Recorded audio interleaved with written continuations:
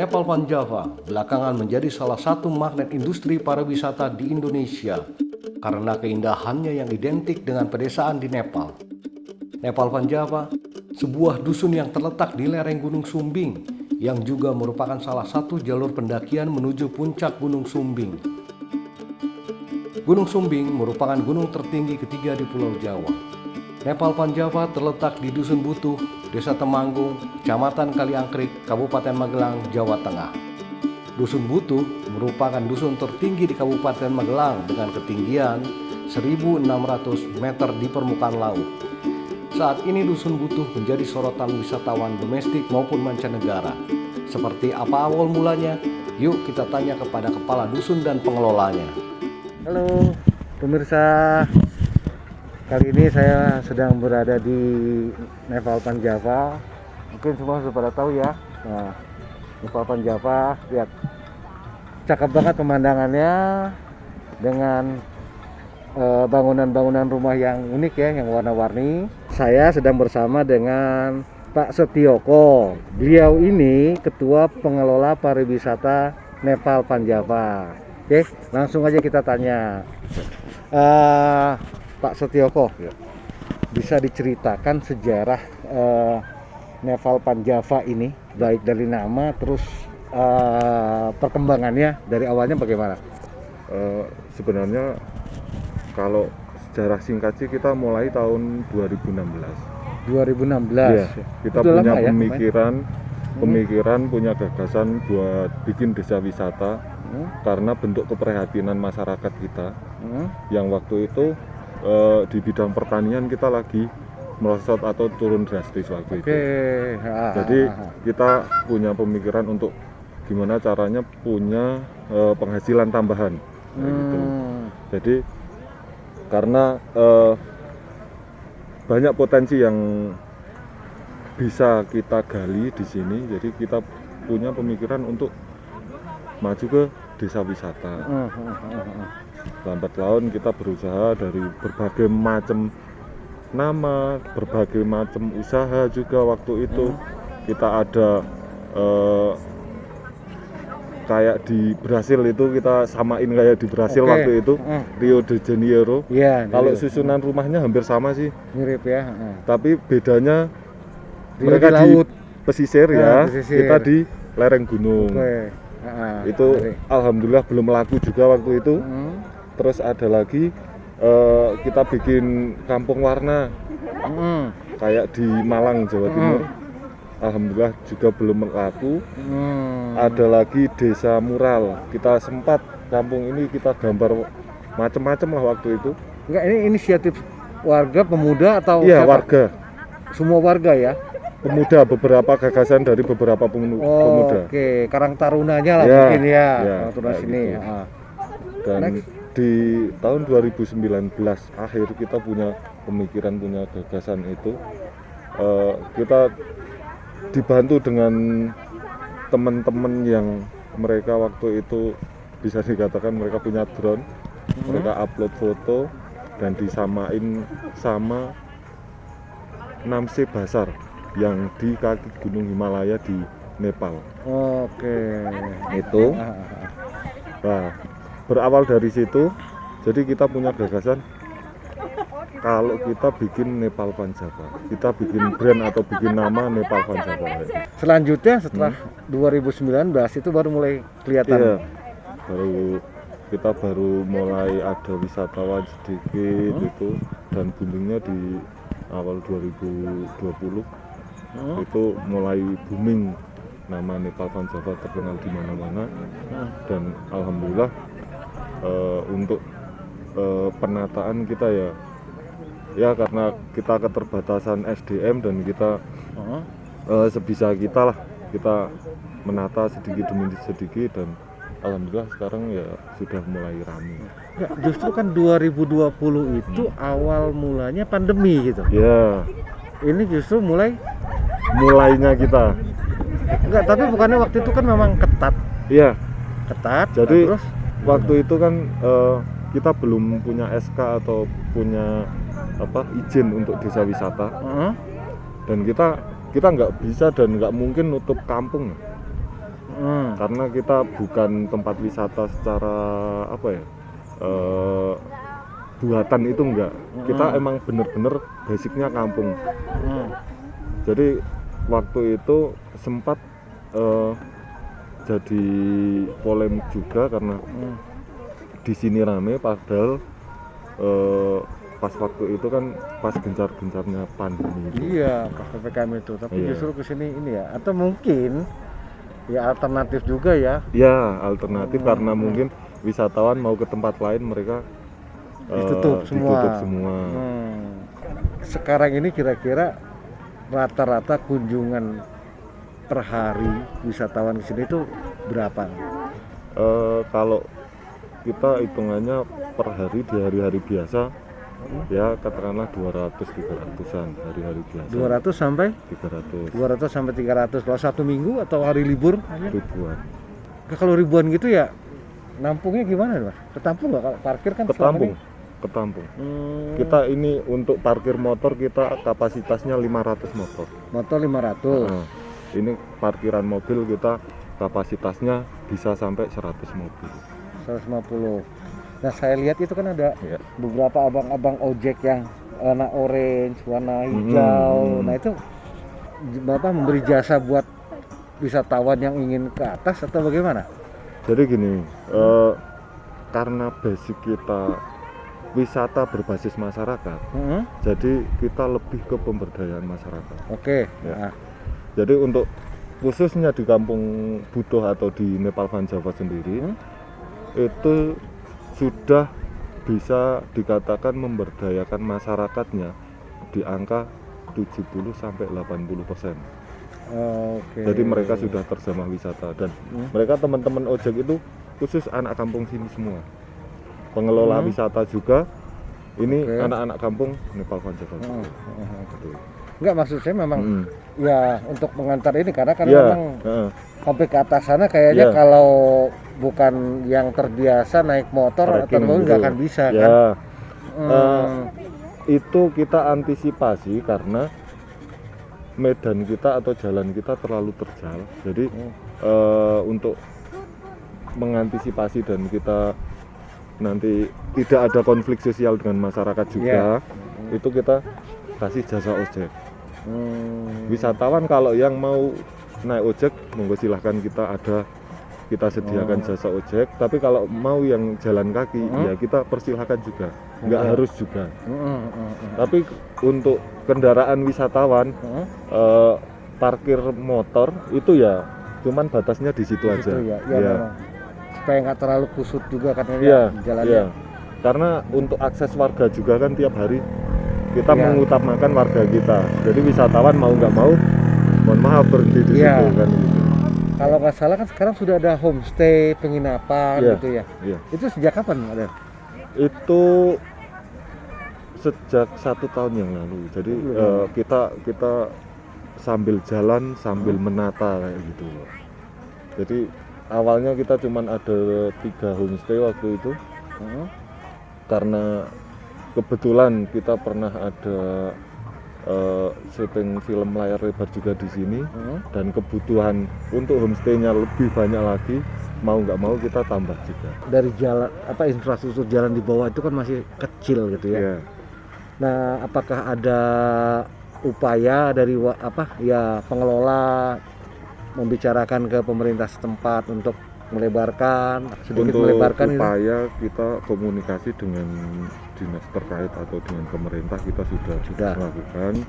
Waktu itu kita sudah membicarakan secara langsung dengan Pak Menteri Pariwisata Bapak Sandiaga Uno. Kebetulan beliau datang ke sini ya, ya, Pak Sandi ya. dan keduanya kita bertemu dengan Bapak Ganjar juga. Kebetulan beliau juga datang ke sini untuk memikirkan atau yang pasti mungkin bisa dikatakan aksesnya biar wisatawan nyaman, warga juga nyaman kan gitu. Iya. Insya Allah dalam waktu dekat ini ya ada perbaikan lah. Ya. Nah, tadi kalau untuk homestay tadi boleh tahu nggak sekarang itu harganya berapa gitu kalau ada tamu yang pengen menginap? Kalau harga homestay di sini kita pukul sama. Jadi ada di harga 150 sampai paling tinggi 250. Itu yang 250 itu bisa dikatakan double bed. Oke, Itu, kalau double ya. yang 150 itu yang kamar biasa. Tapi kalau untuk tamu yang menginap tadi, Ya. parkirnya di mana kalau mobil di sini ya? Di sini. Di sini nanti bawa ke Nanti atas. ada temen ojek juga nanti ke atas. Karena basic homestay kita masih live in Bapak. Jadi kita masih jadi satu sama yang punya rumah. Oke. Walaupun nanti kalaupun mereka punya privasi sendiri kan tetap ada sekatnya lah katakanlah seperti itu. Tapi kalau kita mau jadi satu sama yang punya bisa ngobrol-ngobrol sama yang punya rumah. Ya. Nah, Mas, satu lagi nih informasi buat pemirsa. Ya. Kalau untuk transportasi ojeknya itu berapa? Transportasi ojek keliling kampung atau keliling kampung ke semua spot yang ada di kita itu 35.000. 35.000. Ya, itu tarifnya sama. Dan makanan yang ada di atas di dalam kampung itu pun kita samakan. Jadi nggak ada selisih yang jauh gitu enggak. Jadi walaupun mereka punya organisasi sendiri-sendiri, tapi untuk semua aturan dari kita. Oke. Bagi pemirsa yang ingin berwisata ke sini dan menginap, di sini sudah ada homestay sekitar 10 homestay. Untuk range harganya tadi sekitar 150 sampai 250.000 per malam. Nah, untuk transportasi tadi juga untuk keliling kampung diantar ke semua spot itu 35.000.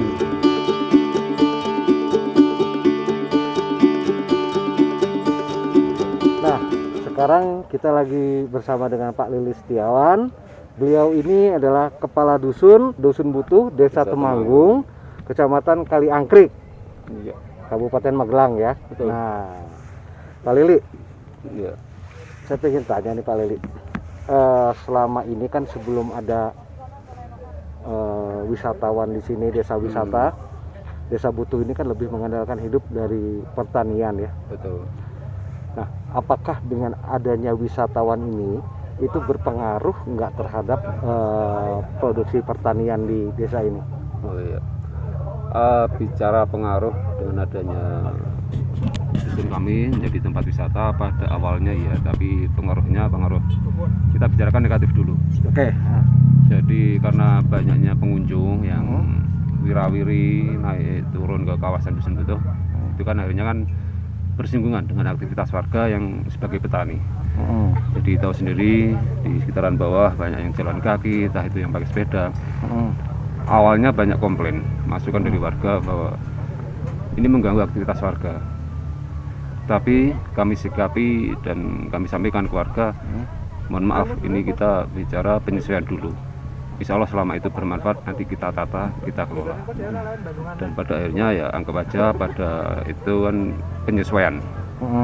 Dan kita atur bagaimana caranya dari warga atau petani sendiri mengatur jadwal dulu mereka untuk aktivitas secara menggunakan kendaraan ataupun jalan kaki.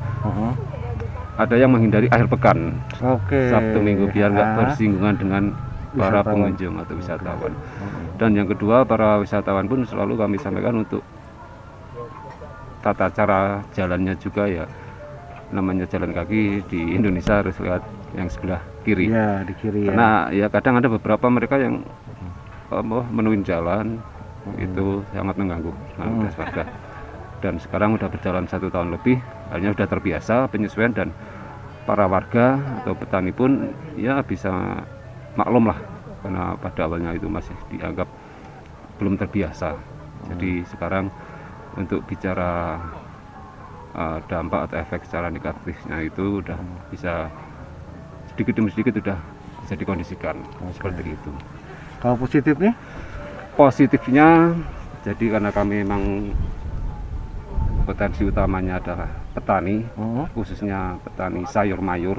Jadi kita lihat di kanan kiri, itu akhirnya bisa dijadikan salah satu komoditi jualan.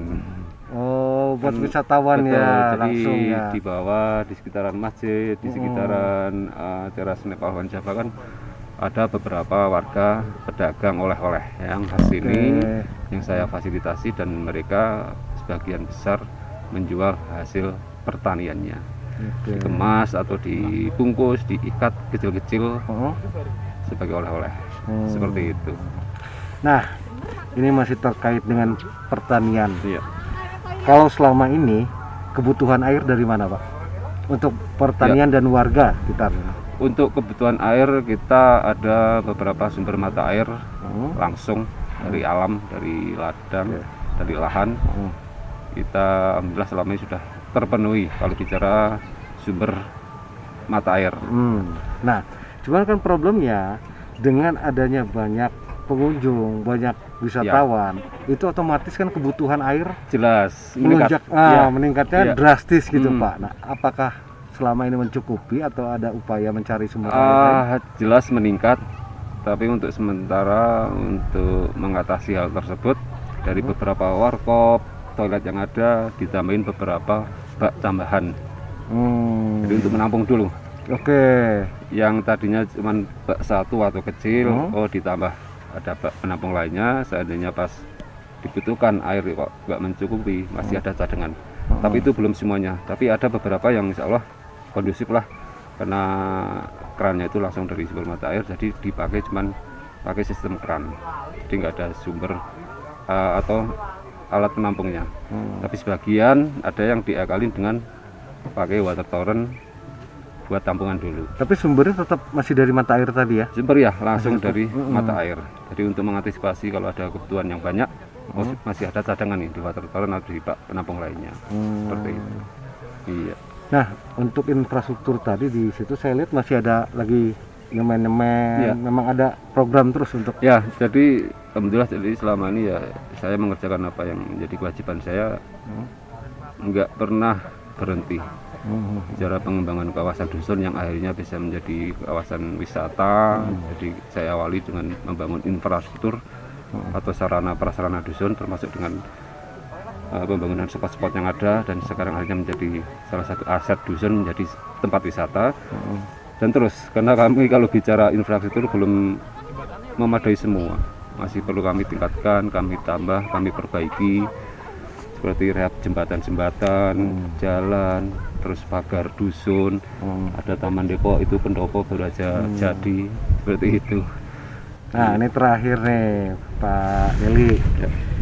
Ini kan sudah dimulai upaya menjadikan desa wisata ini sejak 2016 Ya. 16 ya. Betul. Tapi seiring waktu kurang, nah baru terjadi booming Ya. itu tahun 2020 ya. Juli 2020. Juli 2020 di saat pandemi. Iya. Nah, saya ingin tanya ke Pak Lili kaget nggak gitu tiba-tiba bung rame gitu dari Saya kaget ya, tapi sudah bisa saya prediksi sebelumnya. Karena saya kebetulan ya main media sosial juga, apa yang saya lakukan untuk pengembangan dusun kami. Jadi selama masa pandemi itu emang beberapa yang menjadi awal mula di media sosial berjalan. Karena nggak ada